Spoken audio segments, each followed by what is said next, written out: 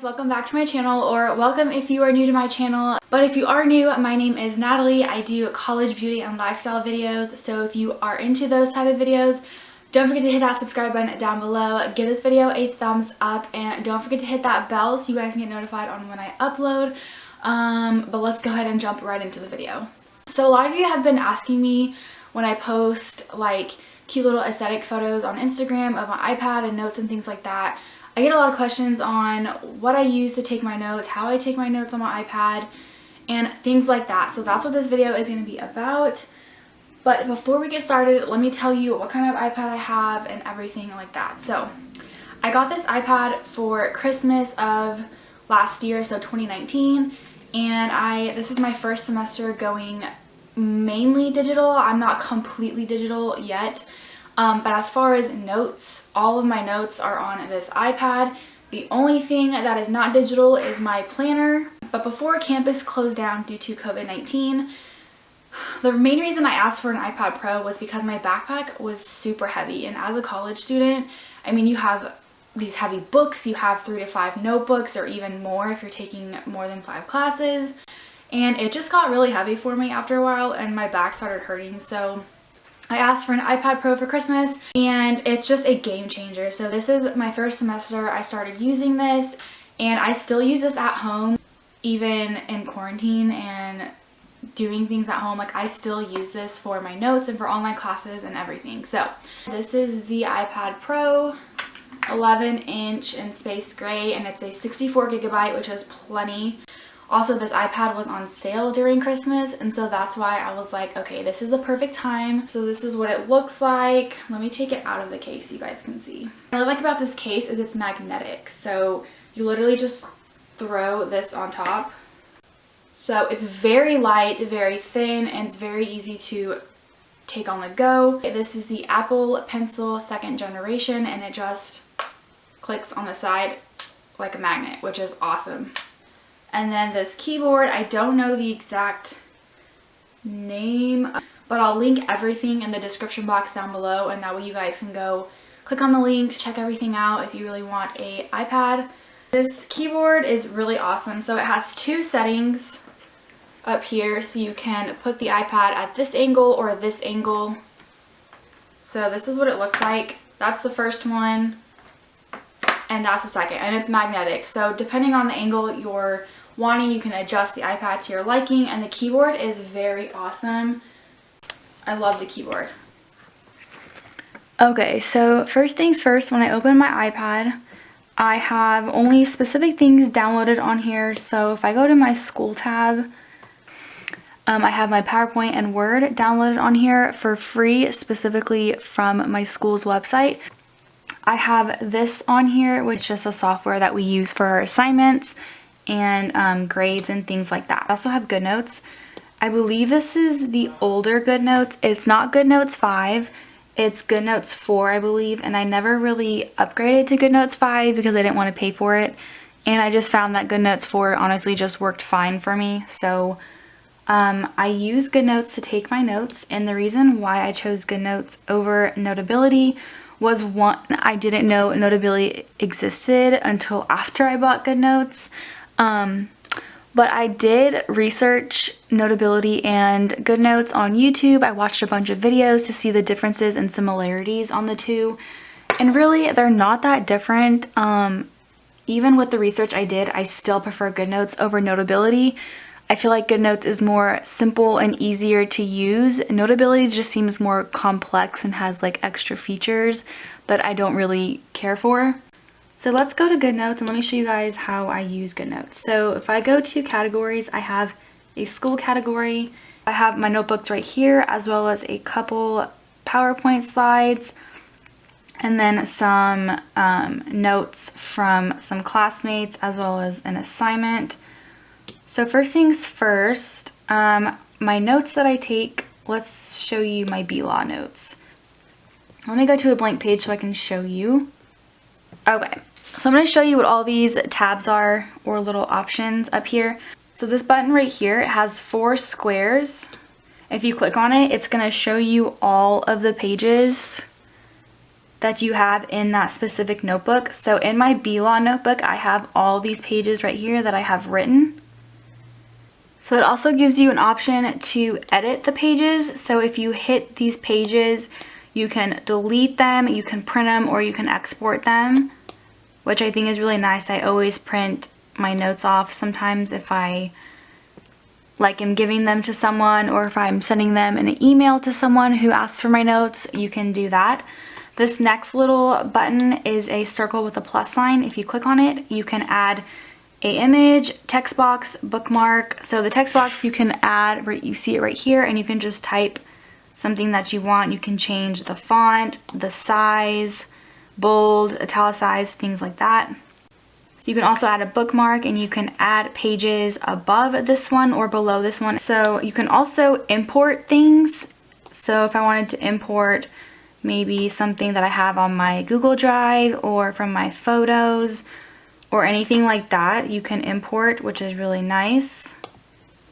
Moving forward to this button, it has a square, circle, and triangle, and if you click that, let's say you're drawing like a diagram and you want your diagram to be perfect with the squares and shapes that you're drawing. So basically, if I draw a square without that turned on, it's going to be like a really ugly square that you would normally just draw.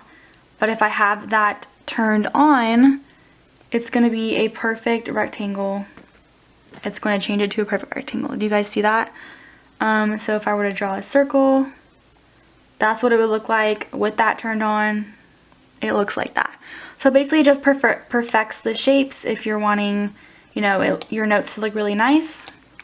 And then you have this little guy. It's a box with a pencil. So if you click on that, if you really want your notes to be like perfect and precise, you can use this box, and it basically just zooms in what you're writing. So you're basically going to write in here, and then it's going to show up right here. So I'm going to write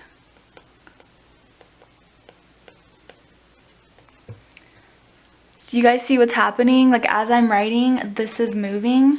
If you need to scroll throughout the page, you basically just move this box like this and it moves along the page, but it basically just zooms in on the text that you're writing. If you want your notes like more precise and perfect and neat, that's what that's used for. And once you're done, you just click that little box with the pencil again and it goes away. So in this box you can also erase, you can change the color, you can indent and move. So also these arrows kind of move the box as well. So instead of like dragging it with your finger, you can use this if you need it. That's the pen settings, so you can select different colors in the presets as well as different thicknesses of the pen. So you have this little skinny one right here. You have this thick one. So basically instead of like pressure, you can change the size, which I rather prefer than pressure, because if I'm writing with pressure, you don't have the same pressure every single time you're writing. So I like that a lot better. I don't know if Notability is like that, but you also have custom. So with custom, you have more of a variety of colors. So you can pick this. You can also change the thickness with the numbers.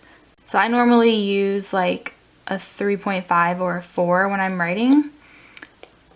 So that's what that looks like. You can also go up to 10, and that's what that looks like. You can also zoom in on the page. Also, something that I really do to make my notes neat is when I want to highlight something or underline something, I use this shape tool, and when I click on that to highlight, it makes the line perfect. So if I didn't have that turned on, it would literally look crooked. Do you guys see that? Same thing with underlining. If I were to underline something with that turned on, it literally makes it a straight line. And with this turned off, it's basically just how you would normally underline. So that's something that I do to make my notes a lot neater. As you guys can see, like I use it for highlighting, underlining, as well as some drawing. Okay, so moving on, the eraser has basically 3 different settings. You have small, medium, large. So you also have this lasso tool, which I use a lot, and basically you can just move anything on the page. Let's say my professor was talking about something that he mentioned in the beginning of the lecture and I wrote it up here, and then towards the end of class he mentioned something about that same topic. If you use the lasso tool, you literally just circle the writing that you want to move and you move it wherever you want. So that's really awesome. I think that's a great tool. And then you have this little pencil with the circle, and that's basically like you're not using your pencil, you're just using your finger to move along the pages. And then you have the backward arrow and then the forward arrow, and then you have these 3 little dots next to them. So if you click that, you have different options. So you can clear the whole page, you can export the page, print the page, you can search. Also have different options such as the paper template. And like I said, I use standard A4, but there are also other templates right here that you can use.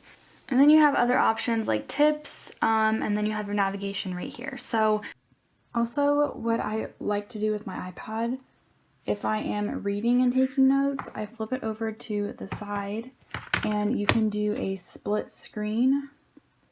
So let's say I want to read a book. So if I click this is my online book for my management organizational behavior class. If you lift the bottom up here, you can drag your notes on the side and you can take notes while you're reading, which is really cool. You can also adjust the width if you need like more space or less space. So that is really cool, and that's something that I also do when I take notes on my iPad. So that's how I use Goodnotes to take my notes. Another thing that I really use for notes is the PowerPoint option, and a lot of my professors upload PowerPoint slides to Canvas right here, and I basically just download them on my iPad and open them through PowerPoint. So if I go to a certain class, you can see like here's all the PowerPoint notes that he has on Canvas. So let's say I were to pick one, I would just select the chapter. It's gonna load right here. If I hit this little button in the top right corner, it's a square with an arrow pointing up. You have different options. So you can airdrop it, you can mail it, copy to PowerPoint, copy to Goodnotes. I find that when I put PowerPoint slides on Goodnotes, it changes and moves things around on the slide, and I typically don't like that. So I use all of my PowerPoint slides on PowerPoint because it doesn't deform or change anything on the slide. So I would normally just hit save to file. I would choose on my iPad and I would make sure that it shows to PowerPoint right here. If I click this little gray box, you can change the name of it, and then you would just hit save. But I already have this on my PowerPoint, so let me show you. So if I hit PowerPoint, it's gonna pull up the last PowerPoint slide that I used. So on my iPad, these are all the PowerPoint slides that I have downloaded and used through PowerPoint. So if I click on one, this is the PowerPoint that my professor provides. You can scroll through them, and you can also like move things around. So it's literally using PowerPoint on the computer. So you can also draw on it too. But as you can see, like I highlight, I star things, underline things, I write stuff that he writes. So this is where I use all of my PowerPoint slides. Goodnotes is where I basically write in all of my notes. I don't really use anything else on here. And also the cool thing is you don't need a charger for your Apple Pencil. If you just hit it on the magnet right here, you guys can see it pulls up the charge amount. You see that? So it says 100%, and it will just tell you the percentage of the battery on the Apple Pencil the more you use it. I also forgot to show you the charger for the iPad.